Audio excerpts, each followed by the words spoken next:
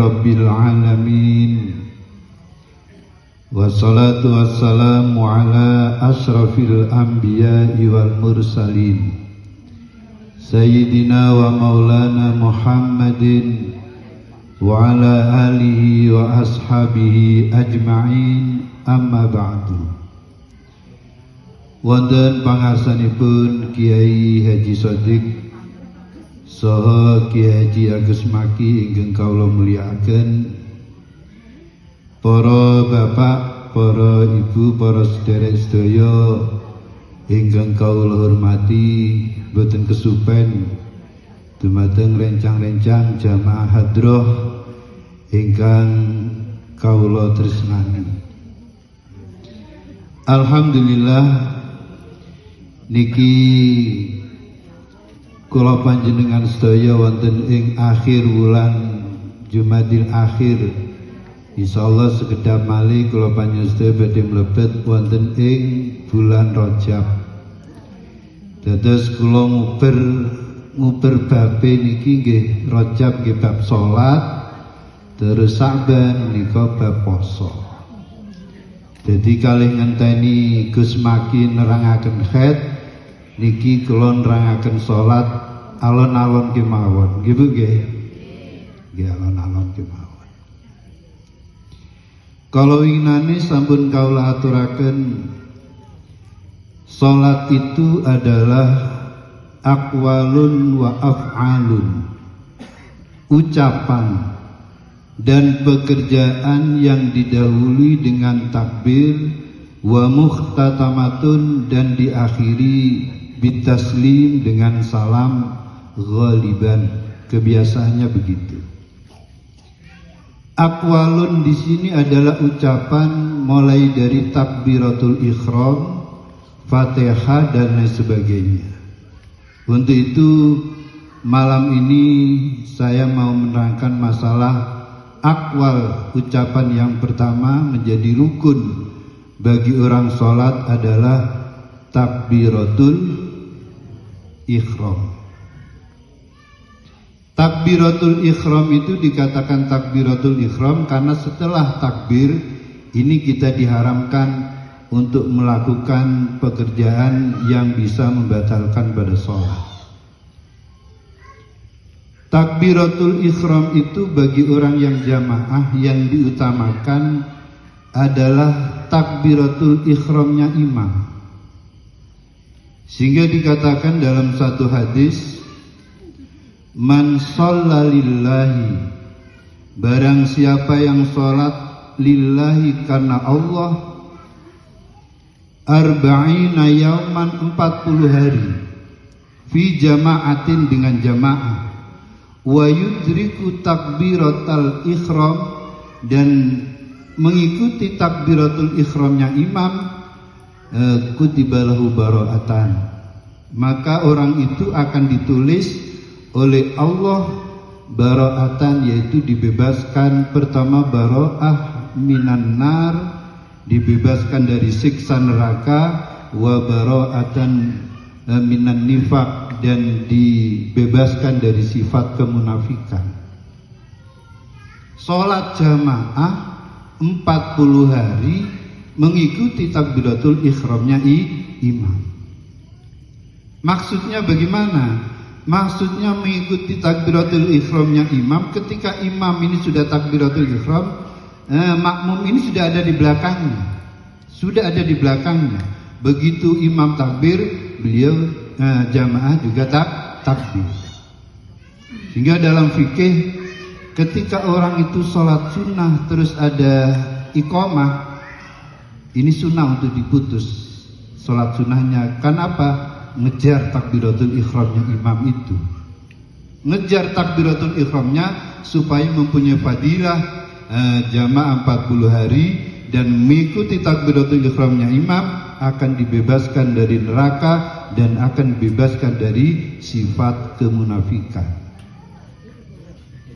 Jadi kalau mungkin ada yang jamaah di masjid sini, begitu qomat harus langsung ke depan. Kadang-kadang yang saya lihat ini masih di belakang. masih di belakang, tidak nututin takbiratul ihramnya imam.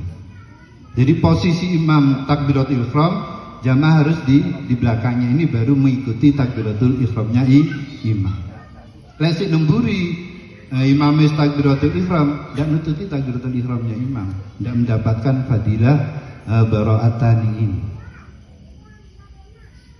Itu keutamaan daripada takbiratul ihram bersama imam, mengikuti takbiratul ihramnya imam. Takbir ini adalah dengan ucapan Allahu Akbar. Dan ucapan Allahu Akbar ini juga disunahkan mengangkat tangan. Mengangkat tangan di dalam sholat ini disunahkan pada 4 tempat. Inda takbiratul ihram 1, yang nomor 2 inda ruku, ketika akan ruku, wa indal i'tidali, ketika i'tidal, sami Allahu liman hamdah, yang keempat ketika dari tahiyatul awal. Ini tempatnya takbir dan disunahkan untuk mengangkat tangan. Dan mengangkat tangan ini bukan hanya sekedar mengangkat tangan, ada aturannya. Kadang kalau kita di Arab ini ya macam-macam, Pak. Wong ngangkat tangan ini macam-macam. Ada yang gini ngangkat tangannya. Allah. Ada yang gini. Nomor 1. Yang nomor 2 ada yang Allahu Akbar. Ini tangannya nengisor gini. Gendeli manu. Betul. Ada yang sejajar dengan pundak. Allahu Akbar. Pancet nengisore udel. Ana sing pas nang kuping, terus di atas pusat, di bawah dada. Ana sing Allahu Akbar ini. Tahu udah zaman ya? Gue golongan apa ndak usah disebut sing ini. Ana sing ini barang Allahu Akbar. Yang benar yang mana? Yang benar itu kalau kita lihat fikih, ini dilihat mulai dari jeriji. Karena aturannya takbir ini ada jeriji yang tertutup gini, ada yang terbuka. Ini sunahnya ketika takbir, ini jerijinya dibuka sedikit. Tidak usah terlalu lebar. Dibuka sedikit. Dan bukanya sedikit ini menurut para ulama madhab, ini Imam Syafi'i dan Imam Hanafi ini sama. Mengangkat tangannya dari kalangan Syafi'i pertama ini dengan Hanafi sama, sejajar dengan kuping. Ngadep ngulon, tangannya ngadep ngulon pisan, jangan gini. Salah begini ya. Tangan ngadep ke barat. Sejajar dengan kuping. Allah. Ini menurut Imam Syafi'i. Pendapat yang pertama. Pendapat yang kedua, menurut Imam Syafi'i, ini sejajar dengan pundak. Allah. Sejajar dengan pundak. Oh iya. Dan Imam Hanafi pun juga begitu, sejajar dengan kuping dan sejajar dengan pundak. Kalau menurut Imam Maliki, ini sejajar dengan pundak. Kalau Imam Hambali, ini sejajar dengan kuping. Ini menurut 4 madzhabul arba'ah. Dalam mengangkat tangan, posisi mengangkat tangan. Yang kedua, posisi menaruh tangan. Ini menurut Imam Syafi'i, ini di atas pusar dan di bawah, di atas pusar, di bawah dada begini. Allahu Akbar, dan tangan kiri di atas dan di bawah tangan kanan. Ini menurut Imam Syafi'i. Kalau menurut Imam Hambali ini gini lengser. Dan antara orang laki-laki dan perempuan ini lain.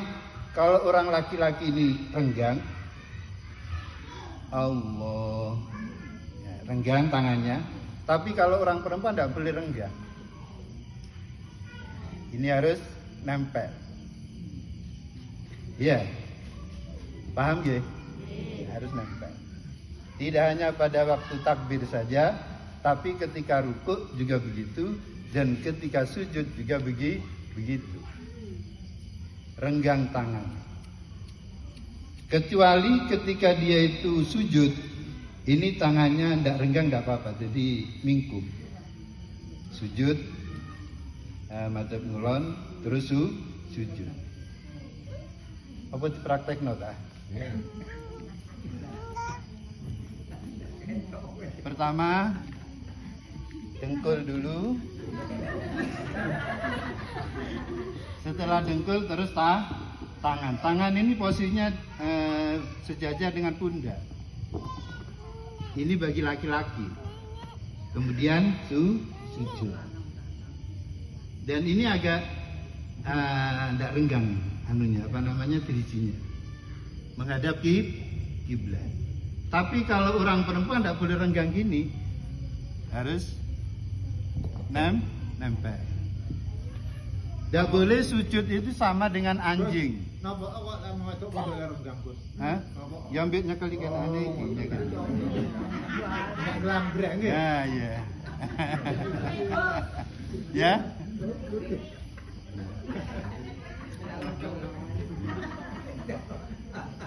Bang, tidak boleh seperti anjing atau seperti kambing. Gimana? Tidak boleh orang perempuan walaupun di tempuk kanan itu tangannya, biasanya sujudnya begini. Tidak boleh gini. Ketok benda gitu ya. Ini tidak boleh ya. Tidak boleh. Mau ketok ini tidak boleh. Kayak asu. Sujudnya anjing. Jadi posisinya tetap harus dempet dengan badannya. Terima kasih.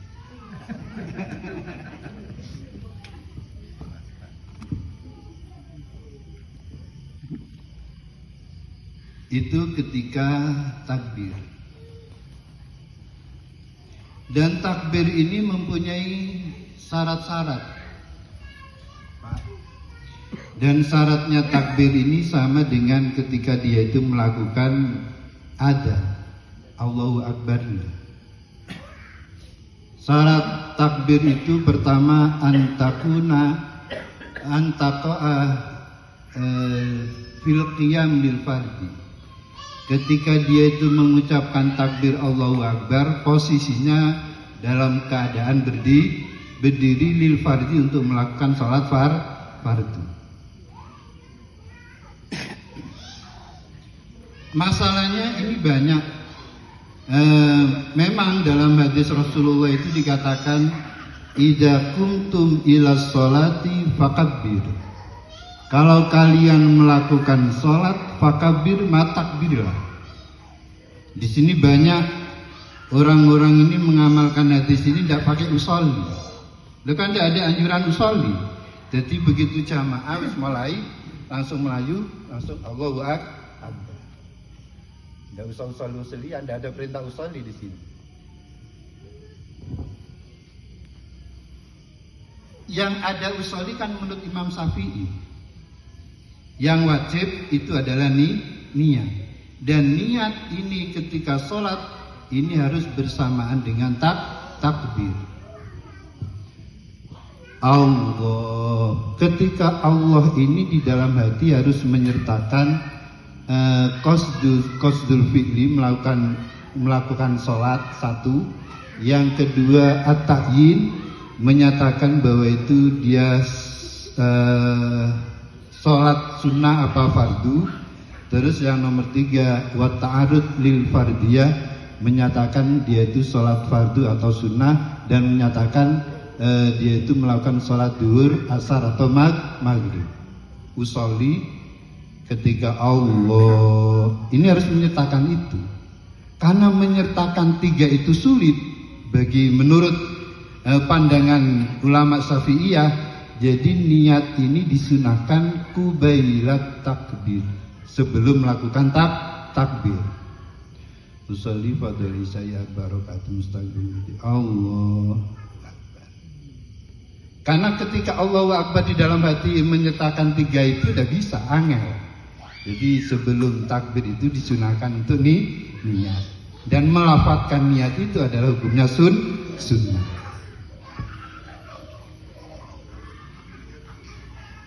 Jadi mengucapkan takbir ketika dia itu berdiri.